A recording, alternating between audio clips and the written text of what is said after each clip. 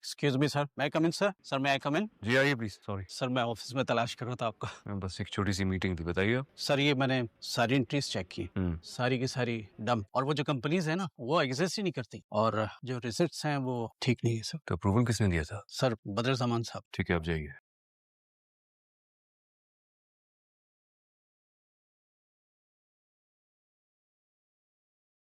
तुम किस तरह बात करने लगे हो? तो फिर आप ही बता दीजिए, चोरों के साथ मुझे कैसे बात करनी चाहिए। Behave yourself, शेर। पिछले 8 सालों में इस कंपनी को जो भी पेमेंट्स की गई है वो सब फेक थी बाबा। ये सब डम एंट्रीज थी। ना ये कंपनी एग्जिस्ट करती थी और ना इससे कोई माल खरीदा गया है। इस बार मैंने ऑडिट अलग से करवाया था, इसलिए मुझे पता लगा। और इन पेमेंट्स की अप्रूवल आपके छोटे भाई देते आए। पिछले 8 सालों में 65 मिलियन का गबन किया आपके छोटे भाई ने। बाबा अपने भाई नहीं बल्कि सांप पाला हुआ है। आप बुलाएं उन्हें या फिर पुलिस को बुलाएं, उनसे पूछें उन्होंने क्यों किया ये सब कुछ। अगर आपको बुरा लगता है तो मैं बुला के पूछ लेता हूँ। नहीं। मगर क्यों बाप? ये सारी एम्पायर आपने अपनी मेहनत से बनाई है। दादा ने जायदाद में हमारे नाम नहीं की थी, जो सब मिल बांट के खा रहे हैं। आप बुलाएं, पूछे ना उनसे क्यों कर रहे हैं वो ये सब कुछ। बस शेर, बस मत बोलो इतना। चाचा है तुम्हारा। बाबा लूट रहे हैं आपको। Bloody 65 million, it's a very big amount. आपको कभी आइडिया नहीं हुआ? हाँ हुआ। बाबा फिर भी आप। हाँ, इतनी अमाउंट का तो नहीं, लेकिन कुछ कुछ अंदाजा था।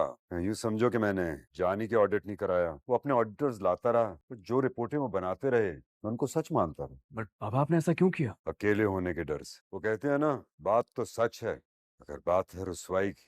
मैं नहीं चाहता दुनिया में बात निकले के वक्त जमान के बेटों में फूट पड़ गई। जमाना ये कह के हंसेगा कि उनके पास कुछ भी नहीं रहा, न दोस्ती और ना ही रिश्ते। बाबा लेकिन ये बात आप ही क्यों सोचते हैं?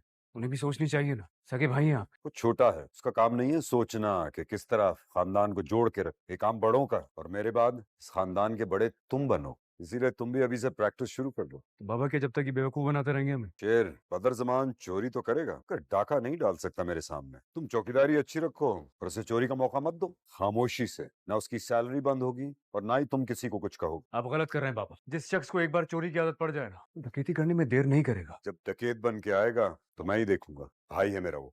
इतने आराम से तुम नाश्ता कर रहे हो, तुम्हें कुछ अंदाजा भी है? तुम्हें कुछ अंदाजा भी है उस लड़की के साथ क्या हुआ है? उस लड़की के बाप ने जहर दे दिया तुम्हें कैसे पता लगा? बाबा मैं गया था हॉस्पिटल समरा पप्पो को देखने। शेर जमान, तुम वहां क्यों गए थे? क्योंकि बाबा आप नहीं गए थे। हमारे लिए वो उस दिन मर गई थी जिस दिन घर से भागी थी।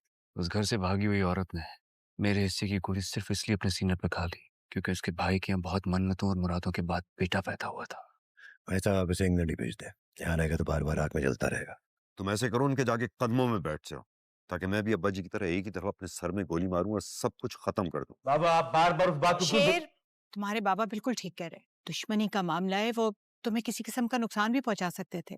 समझाओ इसे अकेले में जाके, जी। जैसे गालिब और इकबाल